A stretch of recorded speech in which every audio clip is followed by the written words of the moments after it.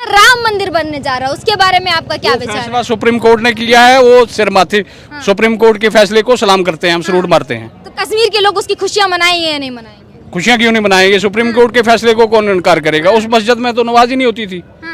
मस्जिद वो है जिसमें नमाज पढ़ी जाए, जिसमें नमाज ना पढ़ी जाए वो तो एक बंद पड़ी थी। अब वहाँ सुप्रीम कोर्ट ने फैसला किया है, सुप्रीम कोर्ट के मामले में मुझे कोई अधिकार नहीं है, मैं कोई टिप्पणी कर सकूं उसके ऊपर। जो सुप्रीम लेकिन सर कोर्ट का विपक्षी फैसला- में कुछ खास खुश नजर नहीं आ रही है। वो बोलती है बनवाने का फायदा क्या है, इससे अच्छा अस्पताल बना लेते हैं। ये देश जानता है क्या फायदा है, लोगों के सेंटीमेंट जुड़े हुए हैं राम मंदिर के साथ, इसलिए लोगों के सेंटीमेंट का स्वागत करते हैं हम। अच्छा सर, आप लोग कश्मीर से हैं, तो आप ये बताइए अभी की स्थिति और पहले की स्थिति में क्या अंतर है? जम्मू कश्मीर के अंदर, खसूसन कश्मीर के अंदर जी। सिक्योरिटी को लेकर के जो इशू होते थे वो बहुत सारे इश्यूज सॉल्व हुए हैं। पब्लिक सेफ सड़कों पर नहीं निकल सकती थी, बम ब्लास्ट होना, फायरिंग होना, गोली चल जाना, ये साबका सरकारों में खसूसन कांग्रेस की सरकारों में एक आम था। लेकिन प्रधानमंत्री ने जब से देश की कमान संभाली है उसके बाद से लेकर रियासत जम्मू कश्मीर के अंदर ना ही तो स्टोन पेल्टिंग हो रही है, ना ही तो गन कल्चर का माहौल है। आप सुकून से रात के 12-12 बजे तक कश्मीर की गलियों और कश्मीर की सड़कों पर आप दौड़ जा सकते हो। देश भर से वहाँ टूरिज्म जा रहा है, देश भर के लोगों में एक जो एहसास कमतरी थी वो ख़त्म हुई है प्रधानमंत्री के आने से, और कश्मीर तेज़ी से तरक्की वहाँ कर रहा है और फल फूल रहा है। वैसे सर वहाँ पर देखा जा रहा है कि फारूक अब्दुल्ला जी और जो महबूबा मुफ्ती जी हैं उनको खास खुशी नहीं है 370 धारा हटने पे। वो कह रहे हैं कि हमें जम्मू कश्मीर में पर्यटन की नहीं बल्कि मोहब्बत की ज़रूरत है। आप क्या सोचते हैं इस पर? देखिए, जहाँ तक आपने महबूबा मुफ्ती और फारूक अब्दुल्ला जी की बात की, उनको तो वहाँ से अपनी सियासत का खात्मा हो चुका है, उनकी अपनी सियासत ख़त्म हो गई है। वहाँ पे जो वो 370 की आड़ में अपनी रोटियाँ सेकते थे, एक अपने ही ख़ानदानी सियासत चलाना चाहते थे, वो वहाँ ख़त्म हो गई है। वहाँ पे एक आम नई लीडरशिप उभर रही है मोदी जी के इस दौर में, तो उनको तो तकलीफ़ होनी है। लेकिन आए दिन हम देखते रहते हैं उनके नए नए बयान आते हैं, खास करके मोदी सरकार पर टारगेट करते हैं। वो कहते हैं मोदी सरकार से तो देश चल नहीं रहा है, उन्हें इस्तीफा दे देना चाहिए। देखो, उनको कहाँ से मिलेगा कि मोदी सरकार से चल रहा है?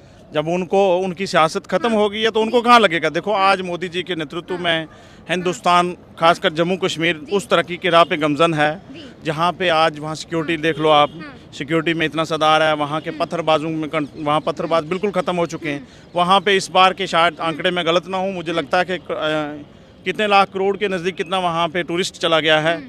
तो वहाँ के आज के 12 बजे रात लाल चौक में आप खड़े हो सकते हैं। वहाँ लाल चौक में आज मोदी जी के इस नेतृत्व में आज राहुल गांधी भी वहाँ जाके झंडा चढ़ाता है लाल चौक में, जहाँ पे कोई सोच नहीं सकता था कि तिरंगा लहरा सकता है।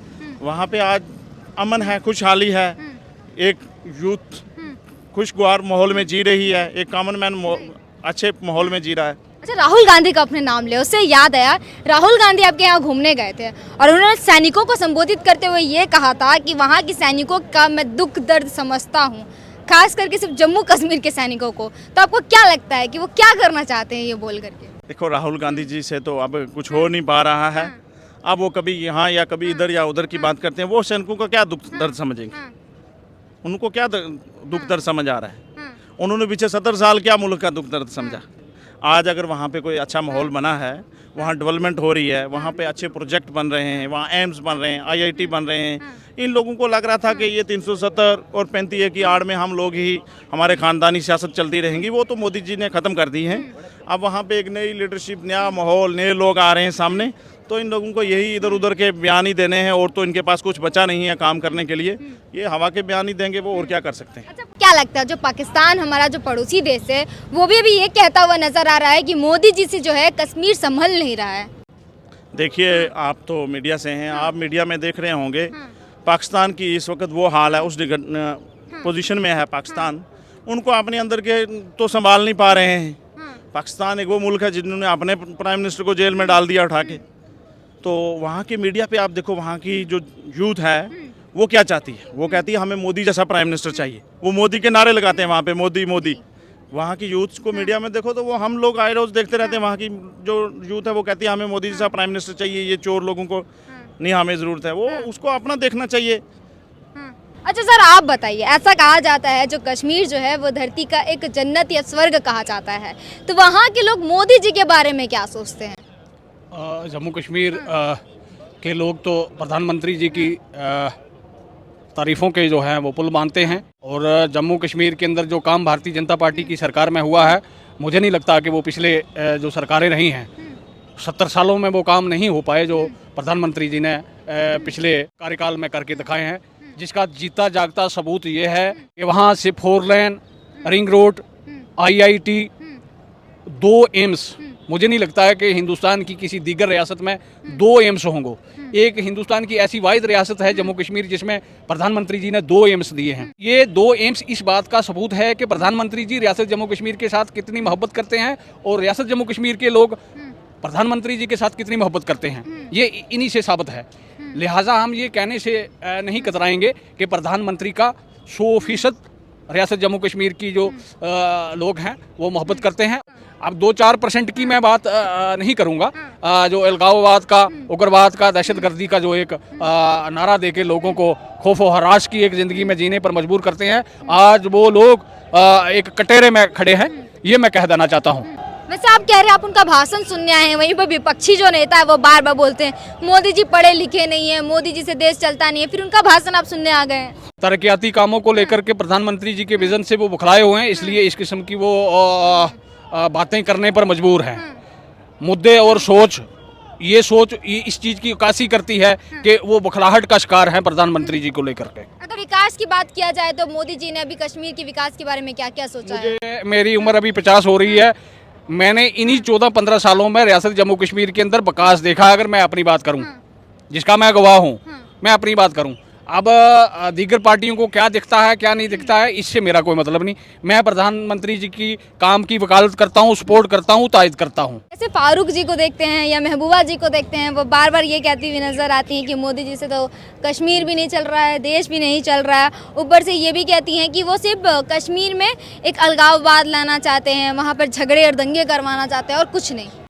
फारूक अब्दुल्ला साहब की मैं उम्र का लिहाज करते हुए ज़्यादा नहीं कुछ कह सकता, हमसे बहुत बड़े हैं, बुज़ुर्ग हैं।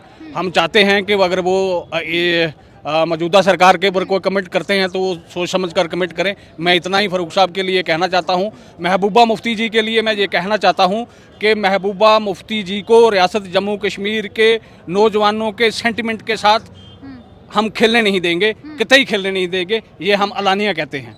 अच्छा, एक चीज़ और देख रही है कि अभी विपक्षी बार बार बोल रहे हैं कि मोदी जी जो है वो 2024 में अपना बोरिया बिस्तर बांध ले, क्योंकि इस बार हम उनको आने नहीं देंगे, उनका पलड़ा साफ कर लेंगे। हाँ, ये तो समय ही बताएगा।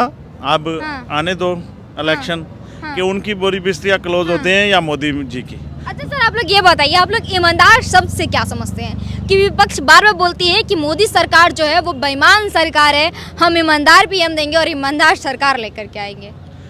जो विपक्ष की ईमानदारी है ना, वो हमने, मुझे लगता है 77 साल मुल्क को आज़ाद हुए हो गए देख लिए। तो इस पे ज़्यादा कमेंट नहीं करेंगे। ये तो आगे इलेक्शन आ रहा है, उनको पता चल जाएगा ईमानदार कौन है, लोग किसको चाहते हैं। विपक्ष को सब कुछ दिखा देगी ये मुल्क की, खासतौर जम्मू कश्मीर की, जब भी वहाँ पे इलेक्शन होंगे इमाम वहाँ की बता देगी। अच्छा, मतलब आप लोग मोदी जी को ही समर्थन दोगे अपना? मोदी है, मोदी तो है, वो लीडर कौन है? राहुल गांधी को आप लीडर मानते हैं?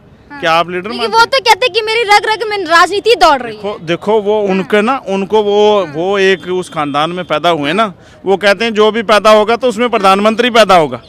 वो लीडर थोड़ी है, वो कोई लोकप्रिय लीडर थोड़ी है। वो तो ये चाहते हैं कि भाई देखो मेरा बाप भी प्रधानमंत्री था या दादा भी प्रधानमंत्री था, मैं भी प्रधानमंत्री, मेरे आगे भी प्रधानमंत्री। सर आप बताइए, वो कहते हैं कि मोदी जी जो है वो गरीबों की परेशानियों को समझ नहीं पाते हैं, इसी वजह से आजकल आए दिन देखा जा रहा है कि राहुल गांधी जी जो है कभी खेती करते हैं तो कभी कुली बनते हैं। तो अभी हाल फिलहाल का एक वाकया सामने आया है जिसमें वो फसलें काट रहे हैं। नहीं, अब उछल कूद तो राहुल गांधी की कोई रोक नहीं सकता। सच्चाई ये है कि प्रधानमंत्री को लोग लाइक करते हैं, लाइक करते रहेंगे जब तक वो काम कर रहे हैं।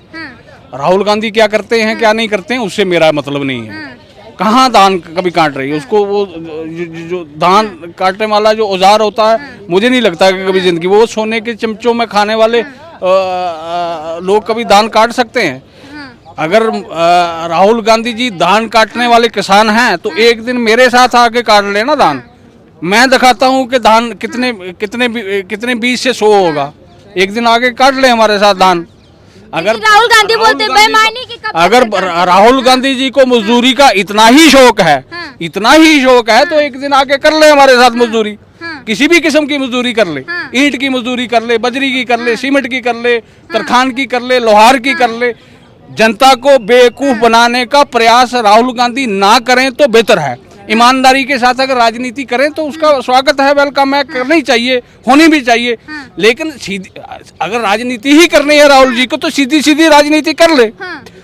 लोगों को धान की कटाई करके गुमराह करने का काम राहुल गांधी को कतई नहीं करना चाहिए। ये मैं साफ अल्फाज में कह देना चाहता हूँ। जो कांग्रेस की पार्टी वो ये कह रही है पार्टी कि इस हो बार मैं लिख करके देता हूँ कि मोदी जी की सरकार नहीं आएगी। नहीं, हमें जरूरत नहीं है लिख कर लेने की। प्रधान जो कह रहा है लिख कर लेना वो जाने, हम तो ये नहीं कहेंगे आप लिख कर दीजिए। लिख कर तो जनता देने वाली है 2024 में। 2024 में देश की जनता ठप्पा लगा के राहुल गांधी को लिख कर देने का प्रयास करने वाली है। ये मैं साफ अल्फाज में वाजिया करने वाला लिख हूँ। के देने क्या वाली है सर? जो आप मांग रहे हो लिख के, जो आप मांग रहे हो को लिख के दे रहे हैं। अब ये तो आप खुलासा करेंगे कि क्या लिख कर दे रहे हैं, क्या नहीं दे रहे हैं। मैं तो आपसे सुन रहा हूँ कि क्या लिख के दे रहे हैं राहुल गांधी जी, किसको दे रहे हैं। मैं तो नहीं कह रहा हूँ, मैं ये कह रहा हूँ कि 2024 में जनता ठप्पा लगा के राहुल गांधी को लिखने का जवाब देने वाली है। अच्छा, लिख के दे देगी राहुल। वैसे राहुल गांधी वैसे कह रहे हैं कि देश की जो जनता है वो आज हमारे साथ खड़ी है, मोदी जी के साथ आज कोई नहीं दिख रहा उनको। नहीं, राहुल गांधी के साथ भी तो खड़ी हो सकती है। हम कहाँ कह रहे हैं कि नहीं है। ये तो 2024 में पता चलेगा ना कि लोग किसके साथ खड़े हैं। लेकिन राहुल गांधी बोल रहे हैं कि मोदी जी के साथ कोई नहीं है। राहुल गांधी कह रहे हैं ना, उसकी कौन मान रहा है। राहुल गांधी तो धान भी काट रहा है। लोग मान लेंगे मजदूर है ये। धान काटने से हिंदुस्तान की जनता क्या मान लेगी कि राहुल गांधी मजदूर है। लेकिन वो तो कह रहे कि गरीबों को और गरीब किए जा रहे मोदी जी। बहन जी, मैं ये कह रहा हूँ कि धान काटने से हिंदुस्तान की जनता राहुल गांधी को मजदूर तस्वर करेगी, किसान तस्वर करेगी। जी। मैं तो ये कह रहा हूँ कि क्या राहुल गांधी को धान काटने से हिंदुस्तान की जनता किसान तस्वर कर लेगी कि ये किसान है, खेती वाला है, ट्रैक्टर चलाने वाला है। ट्रैक्टर में बैठने से राहुल जी कोई किसान नहीं बनता। लेकिन वो लोग खेत बार में बार जाने से कोई जिम्मेदार नहीं बनता। खेत में जाने से मैं खेत में चला जाऊं, मैं क्या मैं जिम्मेदार हो गया। राहुल गांधी बता दे मुझे कि 1 किलो में कितनी गेहूं का बीज पड़ता है, बता दे अगर दम है उसके अंदर तो, बगैर सर्च किए हुए बता दे। आप ले लो ऑनलाइन अभी, मुझे बता दे राहुल गांधी कि 1 किलो में 1 कनाल के अंदर कितना बीज गेहूं का डलता है। बता दे राहुल गांधी अगर किसान है तो मैं मान लूंगा। राहुल गांधी तो ये बोलते हैं कि मोदी जी को भारत की चिंता ही नहीं, विदेशों में ही घूमते रहते हैं वो तो। विदेशों में क्या राहुल गांधी को भेजना चाहिए? प्रधानमंत्री अगर विदेश में नहीं जाएंगे तो क्या राहुल गांधी जी जाएंगे? देश के प्रधानमंत्री ही विदेश में जाएंगे। राहुल गांधी को टिकट कटा के विदेश में भेजने का काम भारतीय जनता पार्टी नहीं करती।